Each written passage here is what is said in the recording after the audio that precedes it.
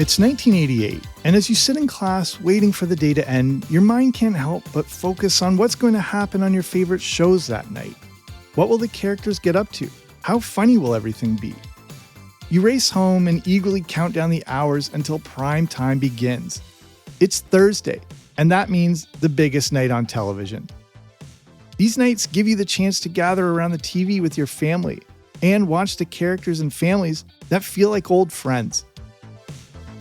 I'm Jamie Logie, and this is Everything 80s, a podcast that looks back on a decade that forever changed the way we dressed, consumed, and connected.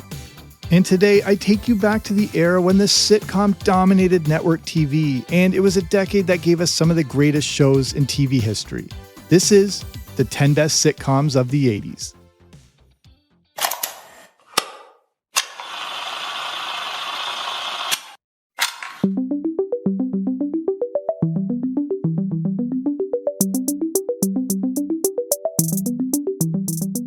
What are the origins of the sitcom, and how did we get to the point in the 80s we're about to cover?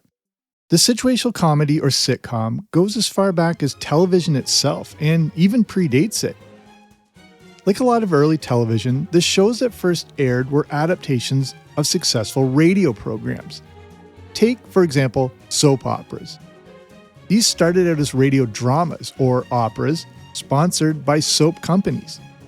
Leading soap with 2 rinses. Next wash day, discover this amazing new Oxidol in the same familiar package. The Wonder Suds that washes clothes deep clean with just 1 rinse. During episodes, they would often make reference to the very products sponsoring the show. Along with this were sketch comedy shows that would later be adopted for television. Doing a real-life performance of these radio shows, often on live TV, were challenging. With radio, the show is created quite simply with some microphones and sound effects. Now on TV, they needed new sets and characters every week. Eventually, it seemed more cost-efficient to just use the same sets and characters week after week, and just come up with new situations for the familiar characters in their same environment. This simple formula put in place back then hasn't really changed much to this day. One of the biggest shows that fully established the sitcom as a viable form of television entertainment was the iconic I Love Lucy.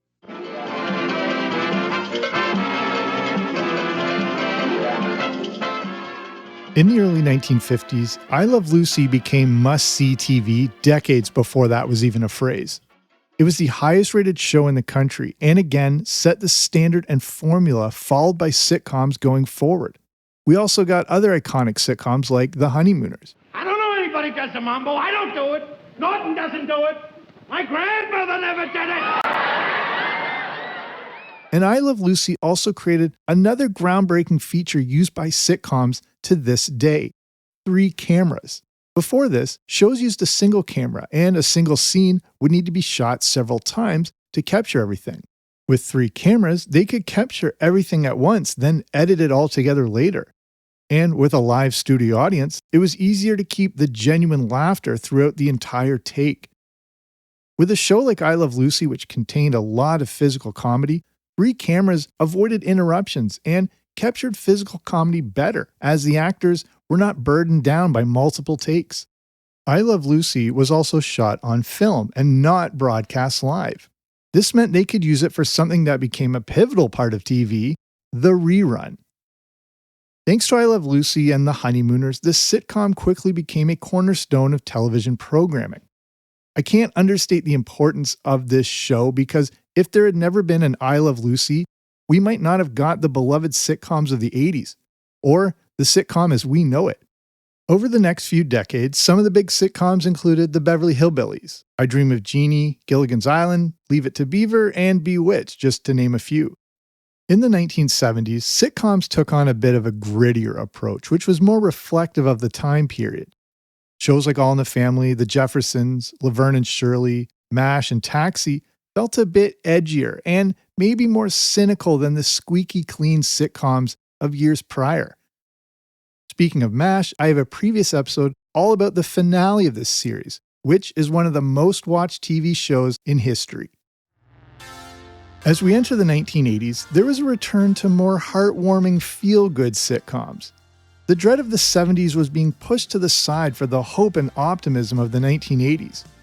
Did 1980s sitcoms reflect this change, or were they a return to the very early sitcoms of the 50s and 60s, when everything seemed warm and fuzzy, which the creators of 1980s sitcoms grew up watching? But with all this in mind, let's look back at 10 of the very best sitcoms from the 80s. A list like this obviously comes from my own perspective, but I've taken several factors into account while compiling it, including the characters, premise, rating success, influence, pop culture impact of the time, and what people around me during the 80s were saying about them. As long as we got each other, we got the world spinning right in our hands. Baby, rain or shine, all the time, we got each other, sharing the laughter and love. Those are the words that greet us to the opening of Growing Pains. Growing Pains is a story of the Seaver family. Father Jason is a psychologist, wife Maggie is a journalist, and they have 4 kids, Mike, Ben, Carol, and Chrissy. Jason is played by the late, great Canadian Alan Thicke. Joanna Kearns plays Maggie. Kirk Cameron plays Mike. Jeremy Miller plays Ben. Tracy Gold plays Carol. And Ashley Johnson plays Chrissy. Growing Pains is also the show that introduced us to a young Leonardo DiCaprio. Growing Pains is as family sitcom as family sitcoms get. It was light and kind of cheesy, but that was a big part of its appeal. Released in September 1985, Growing Pains is one of those shows that captures the essence of the early sitcoms. Every decade always needs a simple family sitcom, and Growing Pains was a non-threatening, easy watch. It taught simple lessons about responsibility and making good choices. Driven by the enormous popularity of star Kirk Cameron, Growing Pains was a solid rating success. In its 3rd season, it cracked the top 5 most watched shows and hit a rating of nearly 23.0. Growing Pains ran for 7 seasons, finishing up in April 1992. It even led to a spin-off called Just the 10 of Us, then the Growing Pains movie in 2000, and Growing Pains Return of the Seavers in 2004. Next is the story of a former pro baseball player who takes a job as a housekeeper for a high-powered businesswoman. Call it a 1980s sitcom version of Mary Poppins, but in this case, Mary is named Tony and can stretch out a base hit into a double.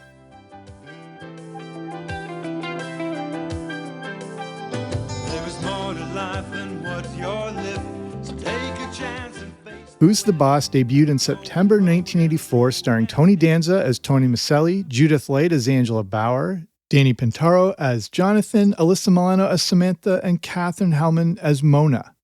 Who's the Boss plays into the classic will they or won't they dynamic between Tony and Angela. Tension between the 2 leads, a classic sitcom trope, always keeps viewers invested. And with Alyssa Milano being a huge star in the 80s, you had the perfect formula for a successful sitcom.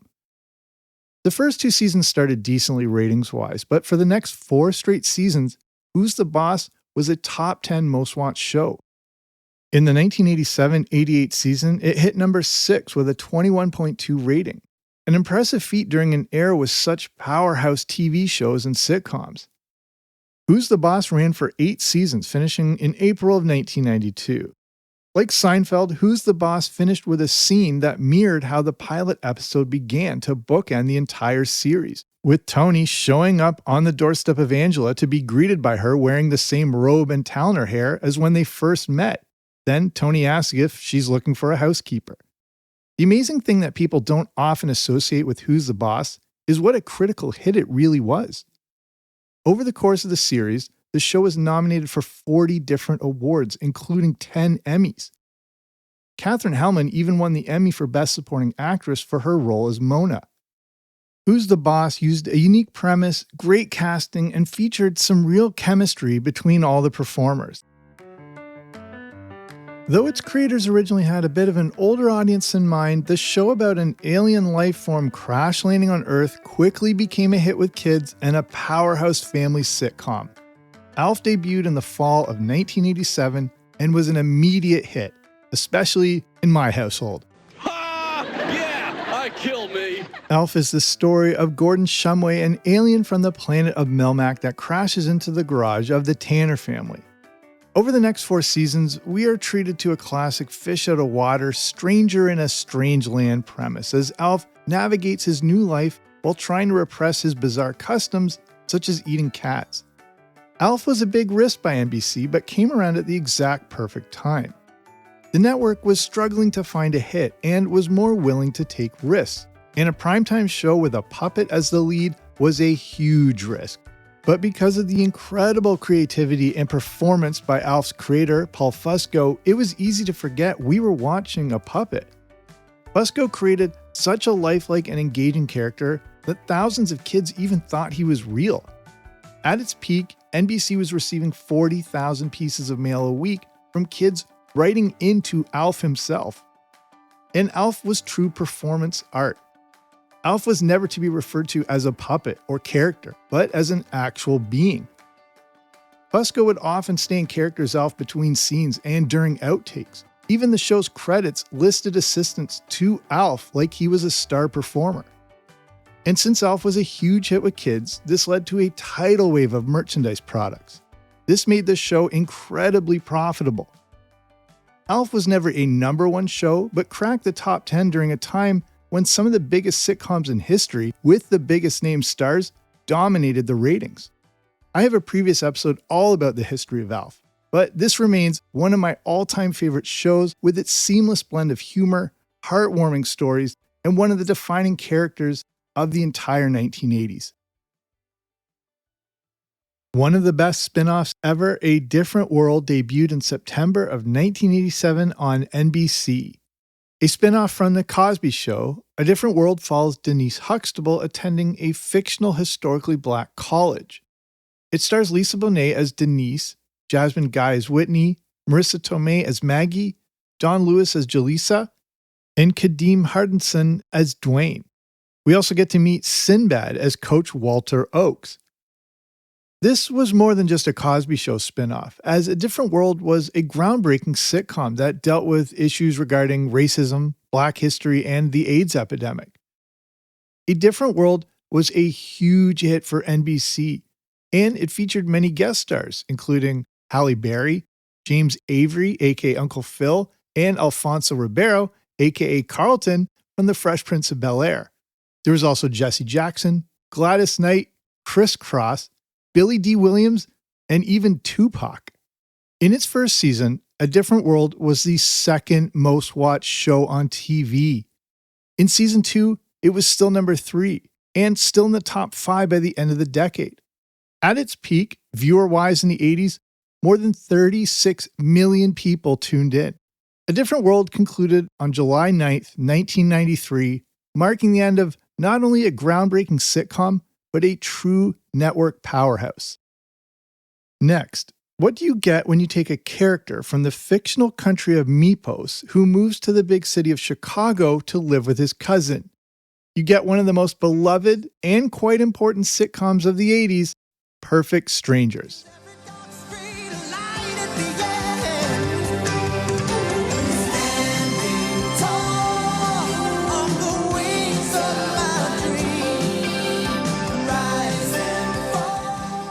Perfect Strangers stars Bronson Pinchot as Balky Bartakamus and Mark Lynn Baker as cousin Larry Appleton. And the premise I just explained really is the entire essence of the show. This is a classic fish out of water story to see how a character acclimates to a strange new land. It's basically like a family-friendly Borat. Perfect Strangers was quite a big hit and a critical show for ABC. Perfect Strangers debuted on March 25th, 1986, as we watch Larry and Balky try to coexist.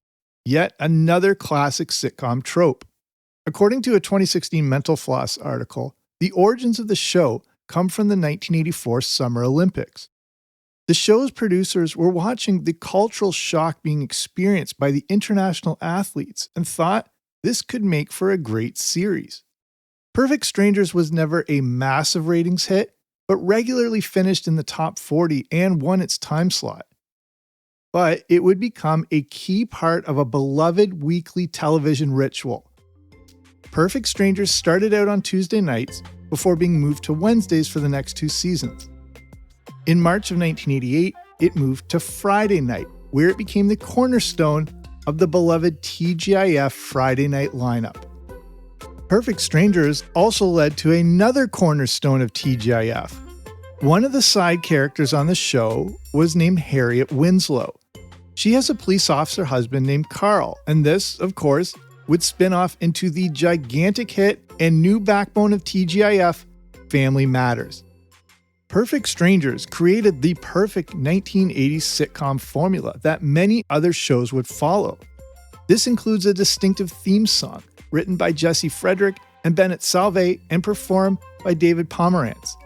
Several other shows would use this same team to create similar style theme songs that were light, airy, and upbeat, including Family Matters, Full House, and Step by Step. Perfect Strangers was a huge hit in my household and another one of those shows we never missed. The characters were great. It had a lot of physical humor, and the show didn't take itself too seriously. It was heartwarming, accessible to a wide audience, and seemed like a throwback to sitcoms of the past. The great Lucille Ball was reportedly a fan of Perfect Strangers, and you can't get much higher praise than that. Perfect Strangers ran for 8 seasons, finishing up on August 6, 1993. And Perfect Strangers is an important and interesting 80s sitcom because if it never existed, we probably wouldn't have got TGIF and many of the beloved shows that became a part of it. If you want some more detail about the history of TGIF, I have a previous episode all about this beloved Friday night time block. Most of the classic 80s sitcoms were contained in one location, usually that being a house. But within that house, the show could move around through the various rooms or the backyard to give the characters a change in environment and somewhere new to interact. We might also pop in on them at their workplace. But then there was one show, pretty much limited to a single room. Probably not the one you're thinking of, we'll get to that in a bit. But the one I'm referring to is presided over by the Honorable Judge Harold T. Stone. Night Court is simply the story of an entertaining judge presiding over a court dealing with petty crimes. That's really all there is to it, but the ensemble cast and the parade of bizarre characters and cases is what makes Night Court such a classic sitcom. And it's that single location that makes Night Court such a unique show. The strength of the cast to be able to use one set pretty much but create so many great episodes is a testament to their talent. Night Court was like watching a stage play where the physical location really isn't relevant, it's the premise and the characters. And this was all brought to life by some incredible performers, including Harry Anderson as Judge Harry T. Stone, John Larroquette as Dan Fielding, Richard Mall as Bull, Markie Post as Christine Sullivan, Charles Robinson as Mac, and Marsha Warfield as Roz. Night Court debuted on January 4th, 1984 and ran all the way until May 1992. Night Court is an important show for NBC as it was one of those pivotal shows to help get the network back on track. It wasn't a family sitcom, but a situational comedy in every sense of the word, released during a time when there wasn't a guarantee that sitcoms could be a powerful genre. Night Court also aired alongside some other heavyweight shows that we'll cover in a minute on what would become the most powerful night in television, Thursdays. I loved Night Court. It leaned more toward the adult side of comedy but was still accessible thanks to the beloved characters. Night Court wasn't the highest rated show on TV, but during its prime it hit the top 10 and achieved a 23.2 rating. And most notably, Night Court was a critical hit. It was nominated for dozens of awards, including a dozen Primetime Emmys and Creative Arts Emmy Awards. John Larroquette also won a record at the time, 4 straight Emmys for Outstanding Supporting Actor in a Comedy Series. Coming up next, a beloved ensemble sitcom that turned a previous sitcom wasteland, Saturday Nights, into can't-miss TV. Everything 80s will return after these messages. What do you get when you take a unique premise, top-notch writing, possibly perfect casting into one of the best ensembles ever? You get the story of Dorothy, Rose, Sophia, and Blanche, better known as the Golden Girls. Debuting on September 14, 1985 on NBC, The Golden Girls is the story of four older women all living together in a home in Miami. That's it. That's all the premise needed, as an incredible cast was assembled to bring the characters to life. Dorothy is played by Bea Arthur, Blanche by Rue McClanahan, Sophia by Estelle Getty, and Rose by the great Betty White. Golden Girls was yet another important show for NBC. It was also unique in that it aired on Saturday night, not exactly a common night for a sitcom. But right out of the gate, Golden Girls was a huge hit. It finished in the top 10 every year for the rest of the 80s and would easily average at least 30 million views per episode. Golden Girls was also unique in that it dealt with a lot of social issues that you didn't always see addressed on other shows at the time, especially in a sitcom. The series dealt with topics such as same-sex marriage, HIV/AIDS, how our elders are cared for, and even environmentalism. Golden Girls ran until May 9, 1992, and along the way became a staple at the Emmy Awards. Over the 7 seasons, Golden Girls racked up an incredible 68 Emmy nominations, winning 11, including the award for Outstanding Comedy Series twice. Also, each of the performers won at least one Emmy. This show was a powerhouse in every sense of the word. One of the great things about Golden Girls is how everyone could identify and see themselves in one of the characters. They all just felt so relatable. The chemistry between the 4 performers is on an all-time great level, and it's a sitcom that feels like it could exist in any decade. It's obviously become very difficult to discuss The Cosby Show today, but this is a look back on the massive cultural impact the show had in the 80s, and the work of all the creators, writers, actors, and crew that helped create a show with some of the largest and most consistent ratings in the history of television. It's the show that relaunched the sitcom and showed how profitable they could be. Debuting back in 1984, The Cosby Show is the story of the Huxtable family, Father Cliff, wife Claire, and kids Theo, Sandra, Denise, Vanessa, and Rudy. The Huxtables live in Brooklyn, New York, and we watch their daily life and struggles. The thing that was unique and drew so many people in is that not a lot happened on an average episode. It really was like a show about nothing as we watched the daily life of a family. But that's what made it so relatable. It felt like watching your own life. The Cosby Show was pretty groundbreaking in its portrayal of a successful upper-middle-class African-American family on TV. And it helped pave the way for other shows like A Different World, Family Matters, In Living Color, and The Fresh Prince of Bel-Air. The story of TV sitcoms in the 80s really is the story of The Cosby Show as it dominated the ratings. Except for its very first year, when it still hit number 3 right out of the gate, The Cosby Show was the number 1 show in the US for the rest of the decade.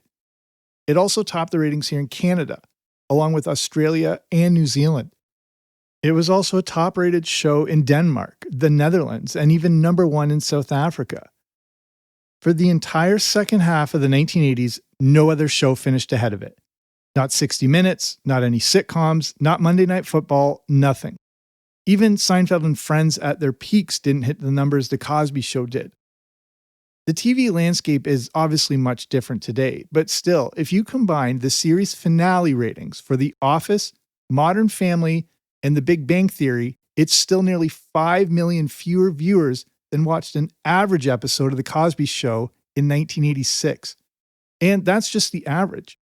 During the week of January 1986, just 2 years into its run, one specific episode had a rating of 38.5. As reported by the Associated Press, this was, quote, the best performance for any regular series episode since the famous Dallas Who Shot JR episode from 1980. And it's important to point out what a rating number meant back then, using the American viewing audience in 1986 as an example. The average of 35.9 for The Cosby Show back in 86 measures the percentage of the nation's then 86 million homes that had a TV. So that 35.9 rating actually equals an average of around 42 million viewers. In the 1986-87 season, it hit heights of 63 million viewers.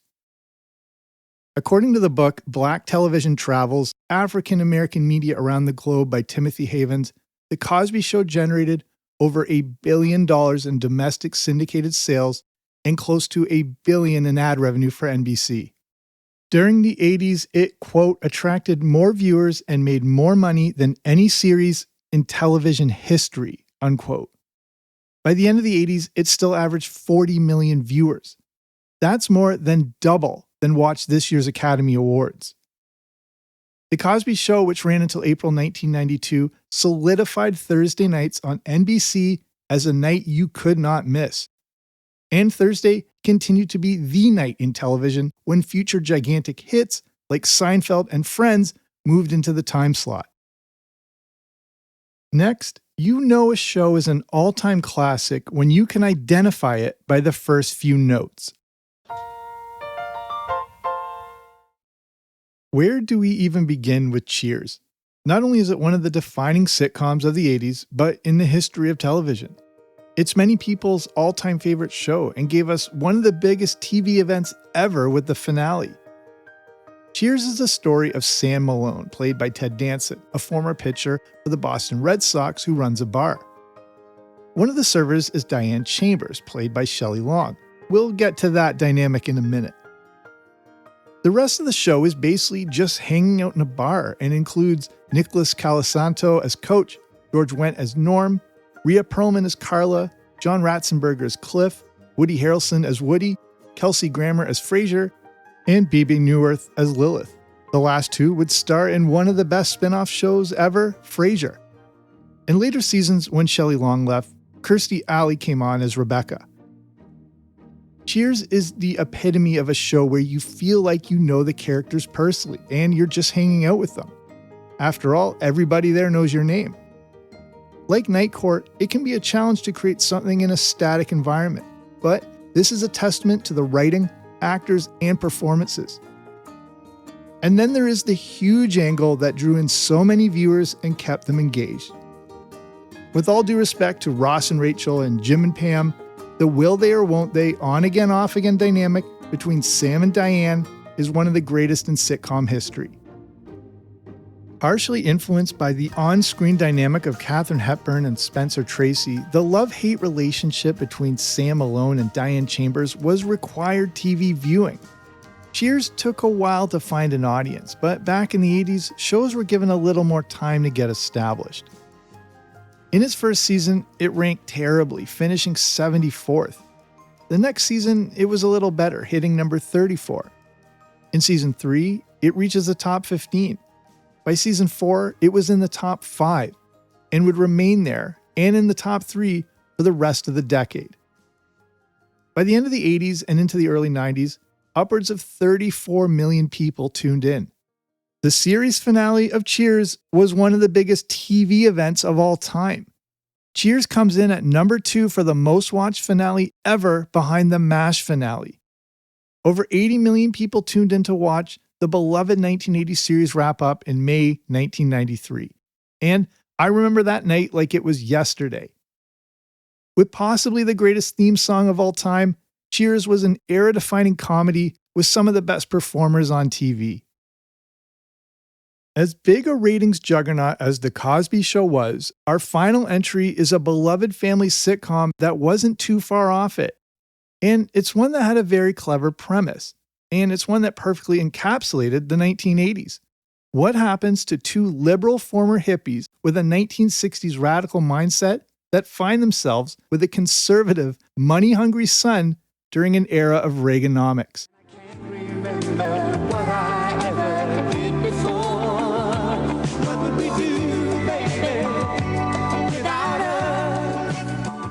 Just like Cheers, Family Ties debuted all the way back in 1982 on NBC, a year that would end up being one of the most important years in the history of the network, as it created two of the biggest hits of the decade.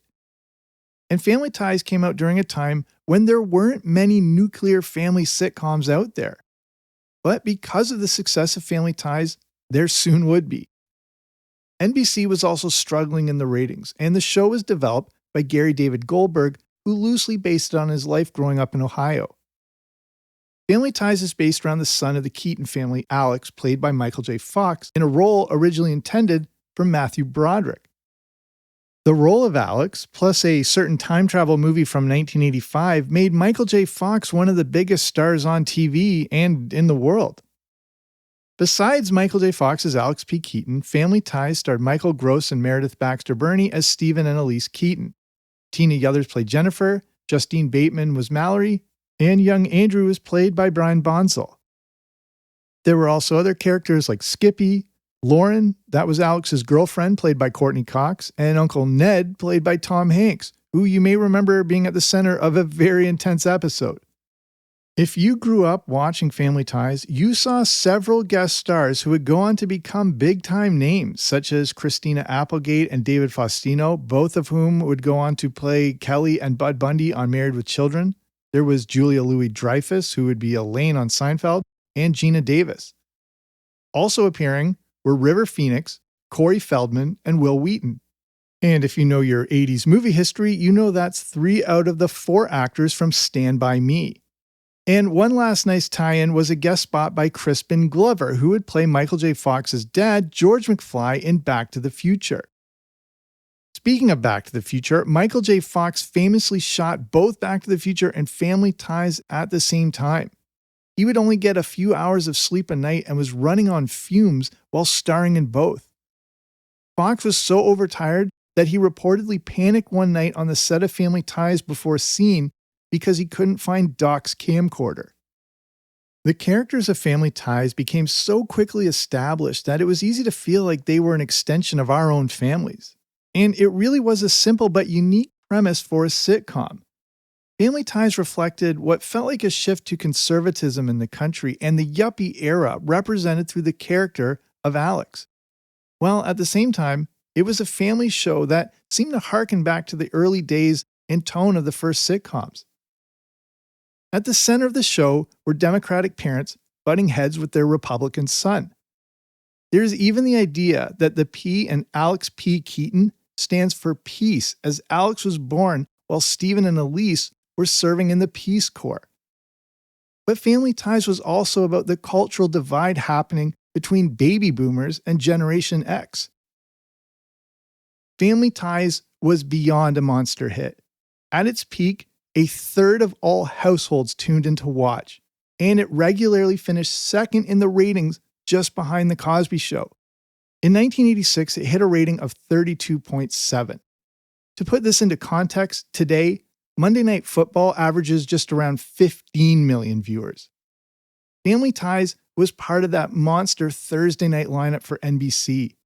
If you grew up in the 80s, you may remember what a huge night of TV Thursdays were, as on the same night, the lineup was The Cosby Show, Family Ties, Cheers, Night Court, and Hill Street Blues.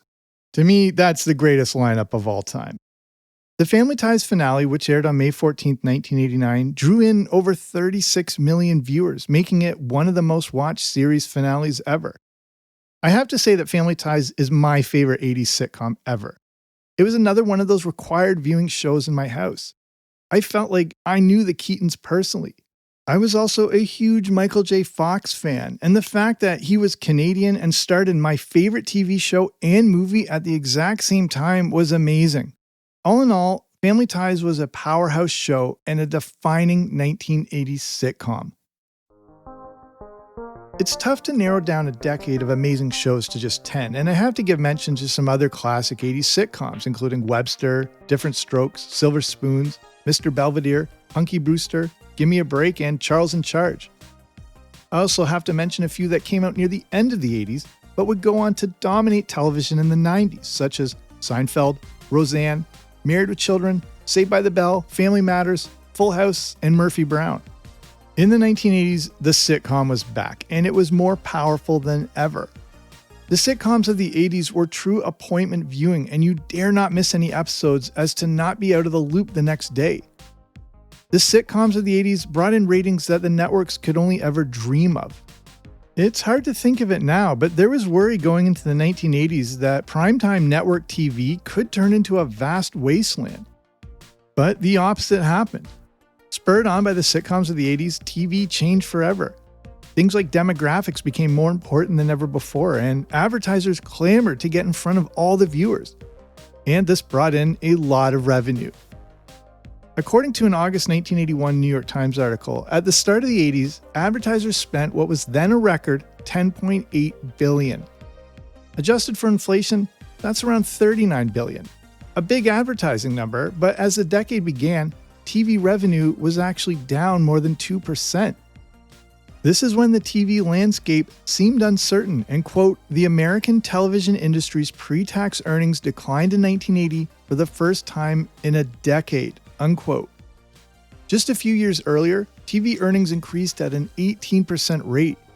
But as the 80s began, TV industry profits dropped for the first time since 1970, when cigarette companies were no longer allowed to run commercials.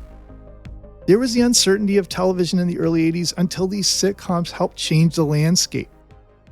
By 1988, right during the peak of some of these shows, advertisers spent the equivalent of what today would be nearly $64 billion to get their commercials in front of us. As reported in the New York Times in March 1990, by 1989, broadcast television advertising revenue hit a staggering $21.35 billion, or nearly $52 billion when converted for today. But at the time, numbers like that didn't mean anything to us. We just loved the shows we loved. 1980 sitcoms were unique in their combination of bizarre premises, clever writing, and memorable characters. They helped to define the pop culture of the decade, and they continue to be beloved by audiences today. Is the classic 3-camera sitcom with a laugh track a thing of the past? Maybe, but the 80s remain a true golden age of television sitcoms. It's an era of beloved favorites that also changed the course of the entire industry.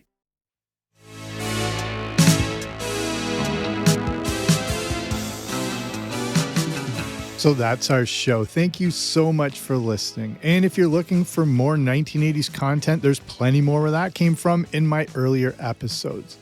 And if you're looking for bonus audio content like the Everything 80s Movie Review podcast, you can consider becoming a part of patreon.com.